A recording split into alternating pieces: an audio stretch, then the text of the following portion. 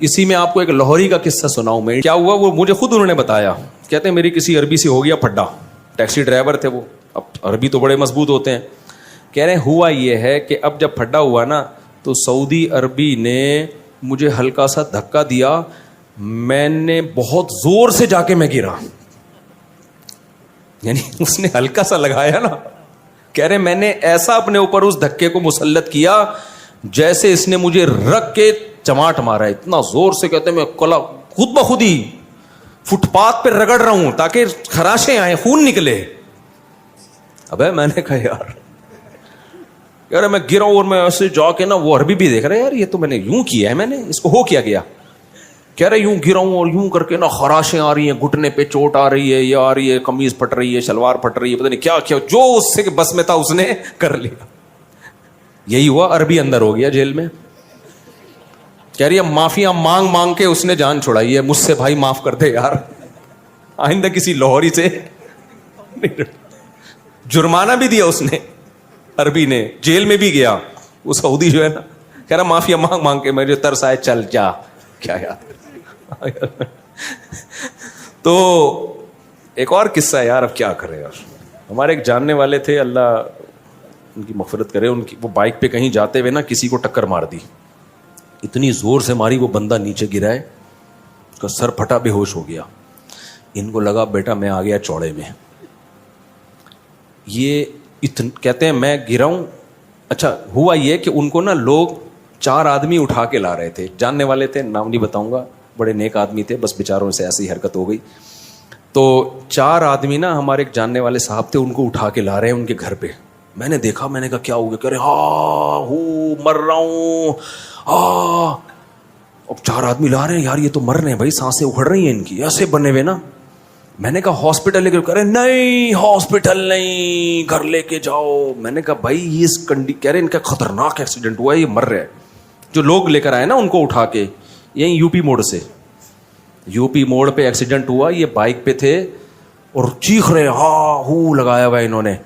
4-6 آدمی اٹھا کے لا رہے ہیں ان کو. تو کہہ رہے ہیں یہ تو ہم نے تو بہت کوشش کی, ہسپتال جا ہی نہیں رہے. میں نے کہا نہیں ان کو ہاسپٹل لے کے جاؤ. مجھے ترس آ رہا ہے یار, مرمرا نہ جائے, پتہ نہیں اندرونی چوٹ ہے, باہر سے کچھ بھی نظر نہیں آ رہا تھا مجھے نا. میں نے کوئی اندر کوئی پھیپڑا ویپڑا ہل گیا لگ رہا ہے. میں کہہ رہا ہوں بھائی ان کو لے کے جاؤ. کہہ رہا نہیں گھر لے کے جاؤ, مر رہا ہوں. ہاں گھر لے گئے ان کو. میں نے مجھے بڑا تھوڑی دیر میں جب معاملہ ٹھنڈا, وہ چلتے ہوئے آ رہے ہیں نا بڑے انجوائے. میں نے کہا بچ کے. کہہ رہے بھائی مسئلہ یہ ہوا ہے, غلطی میری تھی. صحیح ہے, بندہ گرا ہے, بے ہوش ہو گیا. میں نے کہا بیٹا گیا, اب پبلک نے کیا کرنا ہے, میری ہڈیاں توڑنی ہیں. تو میں اس سے زیادہ مظلوم بن گیا, ایسے چیخ رہا ہوں. پبلک آئی تھی ان کو مارنے کے لیے. کہہ رہے یار اتنے بندے پکڑ کے کوٹیں گے, میں تو کہہ رہے میں نے کہا ایسا بن جاؤ جیسے میں تو ویسے ہی مر رہا ہوں. یار کیا ایکٹنگ کی ہے اس بندے نے. بچ گئے, بچ گئے. پبلک اٹھ, نہ صرف یہ کہ مارا نہیں, باقاعدہ پبلک عزت کے ساتھ اٹھا کے گھر لے کر آئیے. یہ آپ کی امانت ہے, اس کو رکھیں آپ. میں بول رہا ہوں ہسپتال, کہہ رہے ہیں نہیں ہسپتال نہیں.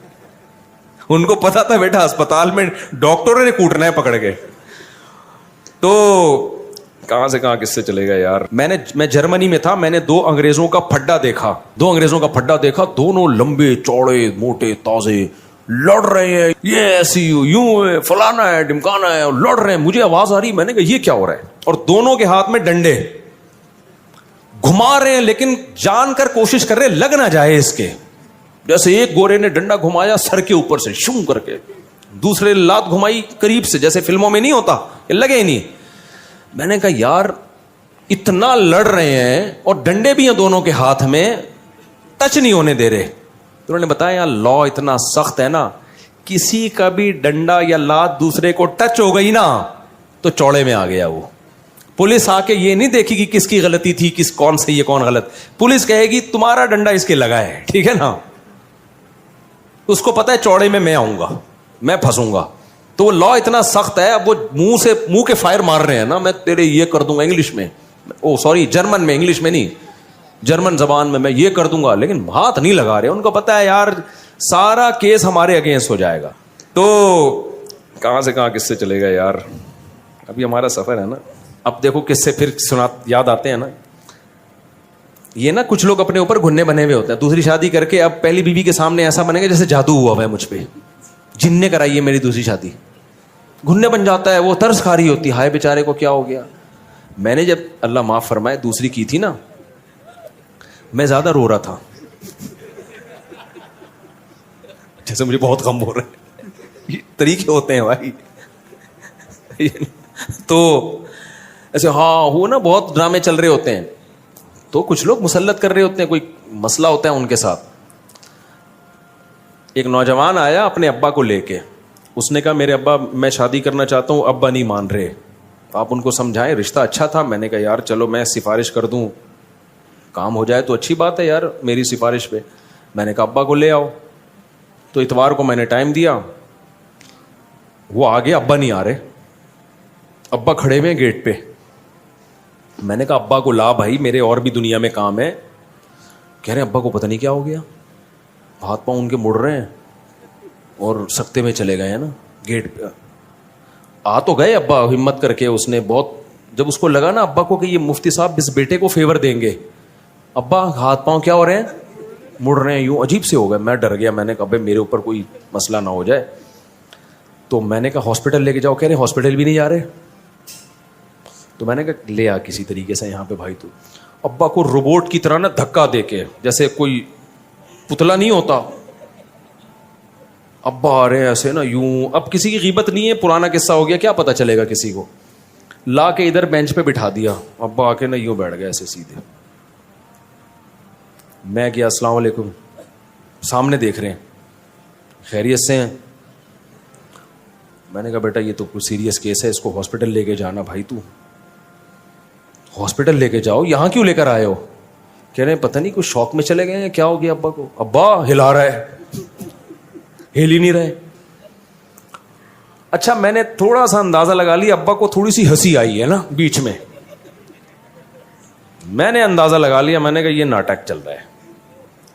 اب آپ کو پتا ہے جب ابا کو ہنسی آئے گی تو مجھے ڈبل آئے گی کہ نہیں آئے گی؟ میں احترام میں ہنسی بھی روک رہا ہوں. میں اس کو سائڈ پہ لے گیا, میں نے کہا بھائی یہ ناٹک چل رہا ہے. ابا نے اپنے اوپر ایک ایسا وہ مسلط کر لیا ہے کہ میں شوق میں جا رہا ہوں. میں نے کہا بھائی ان کو لے جا, یہ نہیں سمجھیں گے, یہ سمجھنے والے نہیں ہیں. رشتہ ٹھیک ہے, ابا بلا وجہ مخالفت کر رہے ہیں, کر کے بتا دے ابا ہو گئی ہے, ٹھیک ہے نا. پھر سچی مچی کا ہوگا جو بھی ہوگا. ابھی ناٹک چل رہا ہے, ابھی کیا چل رہا ہے فل, کیونکہ اتنی دیر تک کوئی آدمی اس کنڈیشن میں ہو تو گر چکا ہوتا اب تک. وہ اتنی دیر تک تھوڑی اس کنڈیشن میں. میں نے کہا بھائی لے جائے. تو وہ بھی کہہ رہا ہے مفتی صاحب یہ ابا نے صحیح ناٹک کیا ہے یار, بات ہی نہیں کی نا, بیٹھے رہے ہیں, چلے گئے ایسے ہی. وہ پروگرام کیا ہو گیا, سارا کینسل. تو یہ بڑے ناٹک چلتے ہیں اس میں بھائی. اگر کسی لڑکی شادی پہلے سے کوئی شوہر وفات ہو جائے تو لڑکی کسی اور سے نکاح کر سکتی ہے. ہماری قوم میں لڑکی کو میت پر بلاتی ہے اور اس کے سر پر لال کپڑا ڈالتا ہے اور لڑکی ان لوگوں کی ہو جاتی ہے. اگر میت پر نہ آئے تو لڑکی کسی بھی جگہ رشتہ, ناجائز رسم ہے. جیسے ہی عورت کو شوہر کے انتقال کی خبر ہو, عورت پر لازم ہے فوراً شوہر کے گھر چلی جائے. کہیں بھی وہ گھر سے باہر نہیں نکل سکتی. 4 مہینے 10 دن وہ عدت کہاں گزارے گی؟ شوہر کے گھر میں. اس دوران وہ زینت اختیار نہیں کر سکتی. ہاں کوئی بیماری ہو, علاج کا مسئلہ ہو, ایک الگ بات ہے. تو پھر 4 مہینے 10 دن کے بعد وہ آزاد ہے, جہاں چاہے شادی کرے. وہ قرآن نے کہا لا تعضلوهن ان ينكحن ازواجهن, اب کسی کو اس کو شادی سے روکنے کی اجازت نہیں ہے. اچھا میرے بھائی, ہم رشتہ داروں کے یہاں جا رہے تھے, میں نے کپڑے استری نہ کیے اور کہا کہ ہمارے نبی کے کپڑوں پر تو پیمن لگے ہوتے تھے. یہ غلط بات کی آپ نے. ہمارے نبی صلی اللہ علیہ وسلم نے غربت کو خود اختیار کیا ہے, سمجھ رہے ہو. جب غربت کو اختیار کیا تو آپ کے پاس کپڑوں کے پیسے ہی نہیں ہوتے تھے, اور آپ کے تو اکاؤنٹوں میں ٹھیک ٹھاک پیسے پڑے ہوئے ہوتے ہیں, ابا کے جیب میں بھی ہوتے ہیں, آپ کی جیب میں بھی ہوتے ہیں. تو اس کی اسلام میں مثال نہیں ملتی کہ پیسہ ہو اور آپ اس کو استعمال نہ کرو. ایک صحابی کو نبی نے پراگندہ بالوں میں پھٹے پرانے کپڑوں میں دیکھا. آپ نے فرمایا کہ اللہ نے تمہیں پیسہ نہیں دیا کہ اپنے حالت کو درست کر لو؟ کہا کہ ہاں دیا ہے. آپ نے فرمایا ان اللہ یحب ان یرا اثر نعمته علی عبده, اللہ چاہتے ہیں کہ جب کوئی اللہ نے کسی کو مال دیا ہو تو اس کے لباس اور پوشاک سے نظر آنا چاہیے. تو اگر اللہ نے مال دیا تو پھر پھٹے پرانے کپڑے پہننے کی آپ کو اجازت نہیں ہے. ہمارے نبی کے پاس تو مال رہا ہی نہیں نا, صبح آیا تو شام ہونے سے پہلے سارا ہی نکال دیا. تو آپ کے پاس تو کپڑا خریدنے کے پیسے ہی نہیں ہوتے تھے, تو مجبوراً اسی کو پیمند لگا کے پہنتے تھے. آپ کے پاس تو پیسے ہیں, یا تو ایسا حوصلہ کر دو کہ سب صدقہ کر دو, 1 روپے بھی نہ چھوڑو. پھر جب کپڑے پھٹے تو نیا کپڑا خریدنے کا پیسہ ہی نہ ہو, پھر آپ پیمند لگاؤ گے, تو اس پیمند کو سنت کہا جائے گا. جب تک پیسہ ہے آپ کے پاس تو وہ آپ کی لباس اور پوشاک سے نظر آنا چاہیے. ابھی میں نے بیان میں بتایا نا, سلیمان علیہ السلام کا وہ پیسہ تھا تو ان کے محل سے وہ پیسہ نظر آتا تھا. ایسا فرش بنایا VIP, انہوں نے پیمند زدہ کپڑے نہیں پہنے, وہ انہوں نے جنات کو بولا ہیرے جواہرات نکال کے لا سمندر سے, ٹھیک ہے نا, یہ والا ہیرا پرانا ہو گیا ہے, اپنے تاج میں دوسرا ہیرا لگانا ہے میں نے, یہ دیکھ دیکھ کے کیا ہو گیا ہے, یہ ملکہ سبا آ رہی ہے, تھوڑا الگ ٹائپ کے ہیرے چاہیے ہمیں. تو اس لیے میرے بھائی ملکہ سبا کو ایمان, تاکہ وہ آپ کے معجزے دیکھ کر ایمان لے آئے اور آپ کی سلطنت اور طاقت سے متاثر ہو. تو اس متاثر کرنے کے لیے انہوں نے کیسا پورے تخت کا عالی شان تیار کروایا. تو یہ جو آپ پھٹے پرانے کپڑے پہن کے جاتے ہو نا, آپ آ جاؤ, میں آپ کو ایک زکوٰۃ کی قمیض پڑی ہوئی ہے میرے پاس, وہ میں آپ کو دے دوں گا, تو پہن لینا. کہیں بھی شادی بیاہ میں جایا کرو پراپر ڈریس میں, ماں باپ کو اس سے خوشی ہوتی ہے, ماں باپ اپنے بچوں کو زینت میں دیکھنا چاہتے ہیں. تو اس لیے میں نوجوانوں کو کہتا ہوں ٹرینڈ کرانی ہے تو ابا اماں سے پوچھ کے کراؤ. اگر ابا اماں کو ٹرینڈ بری لگ رہی, بیوی کو تو مانتے ہیں, بعض دفعہ ابا اماں کو بھی ٹرینڈ بری لگ رہی ہوتی ہے. ہمارا بیٹا ہے, ہم لوگ مالدار لوگ ہیں, ہمارے ایک روایات ہیں. اور یہ ابھی ایک خاتون کا قصہ آیا, وہ ایک لڑکی عاشق ہو گئی, اچھی بڑی اونچے گھرانے کی لڑکی, عاشق ایک ایسے علاقے میں ہو گئی وہ ان کے اسٹینڈرڈ کا نہیں ہے. تو میں نے ماں کو سمجھایا کر دو شادی, لیکن ماں نے کہا بھائی ہمارا اسٹینڈرڈ نہیں ہے. تو میں نے بھی لڑکی کو سمجھایا کہ بیٹا آپ اپنے ماں باپ کی عزت کا بھی تو خیال کرو نا.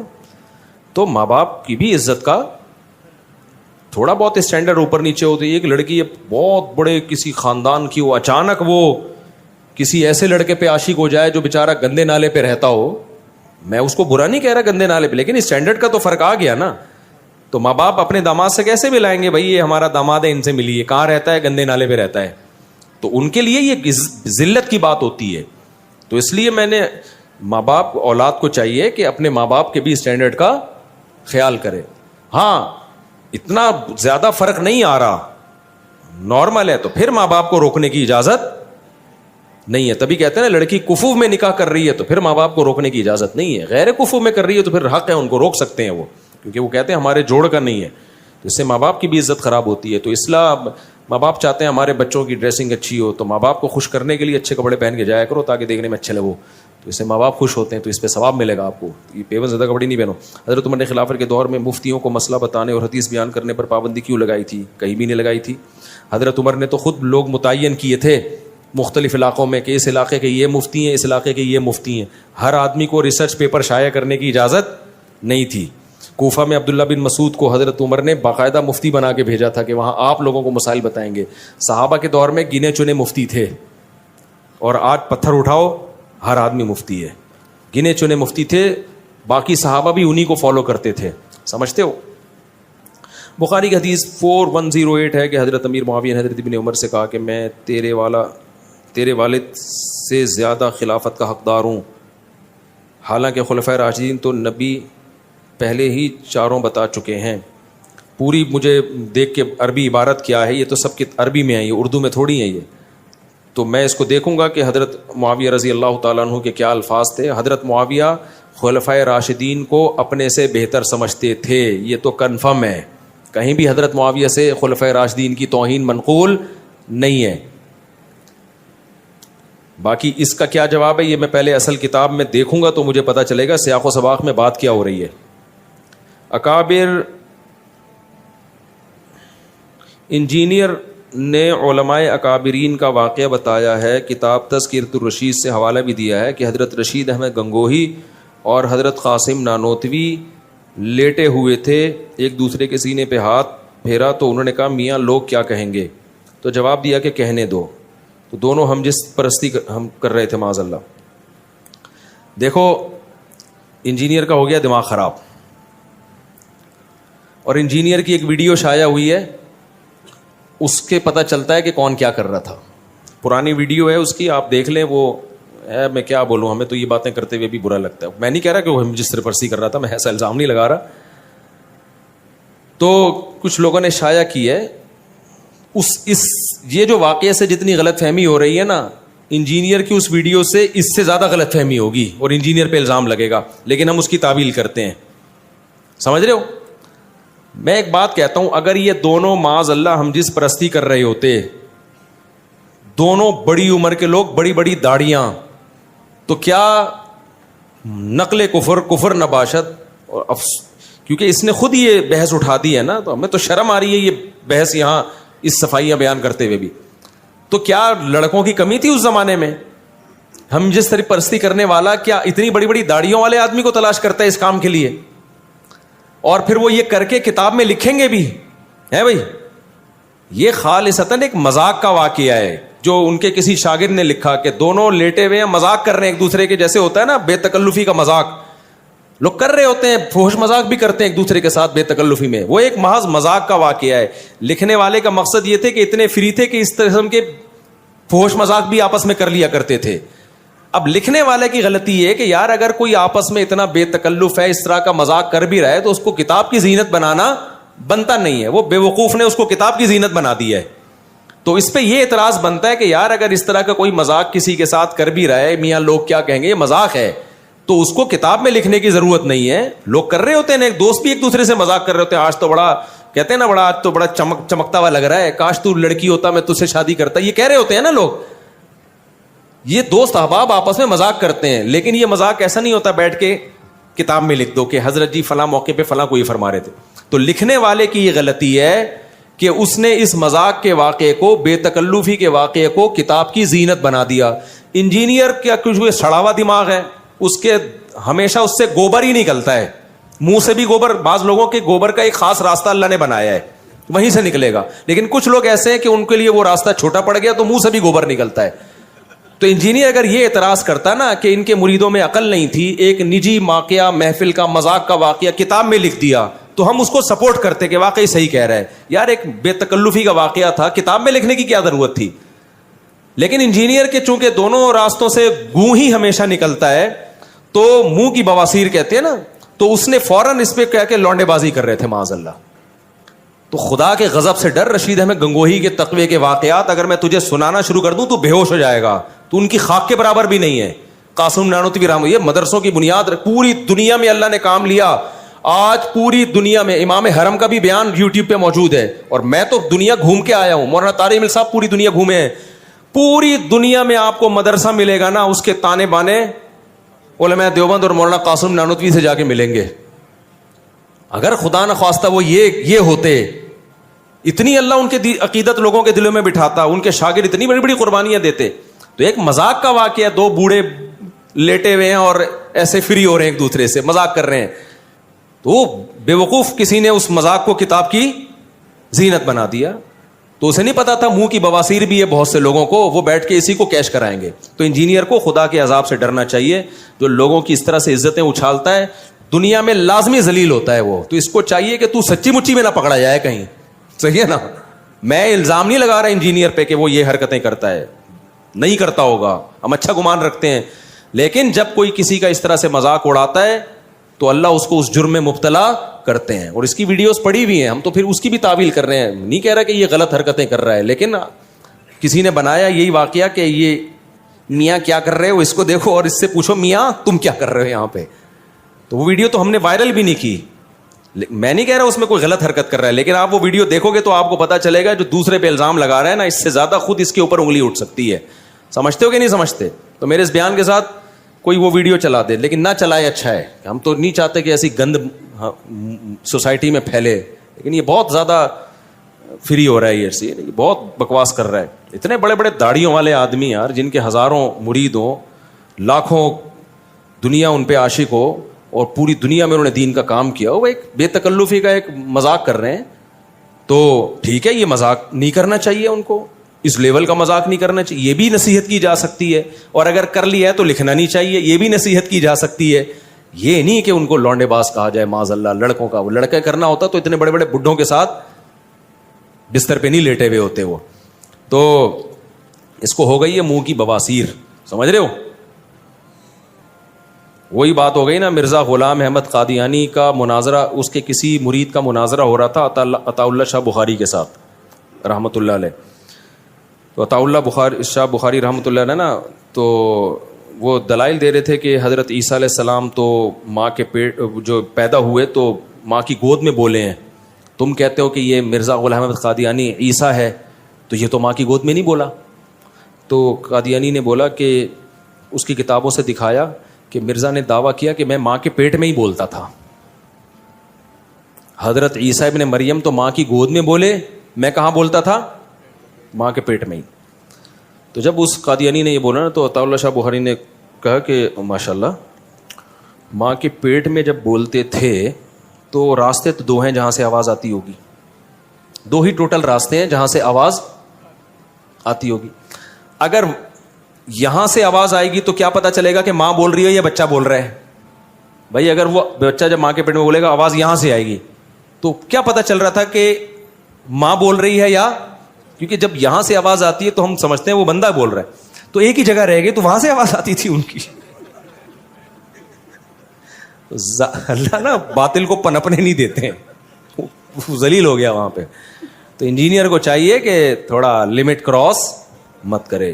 رشید احمد گنگوہی, مولانا قاسم نانوتوی ہمارے بزرگوں میں سے, آج ہمارے سر پہ پگڑی ہے, ہمیں جو ٹوٹی پھوٹی اللہ دین کی خدمت کی توفیق دے رہا ہے, ان اکابر کے شاگردوں کی جوتیاں سیدھی کرنے کی وجہ سے دے رہا ہے. اور ہم نے ان اکابر کے شاگردوں کا تقویٰ دیکھا ہے, سمجھ رہے ہو. رشید احمد گنگوہی رحمۃ اللہ علیہ, میرے پردادا بیعت تھے رشید احمد گنگوہی سے, میرے پردادا, میری دادی ان کا تقویٰ بتاتی تھی میرے پردادا کا.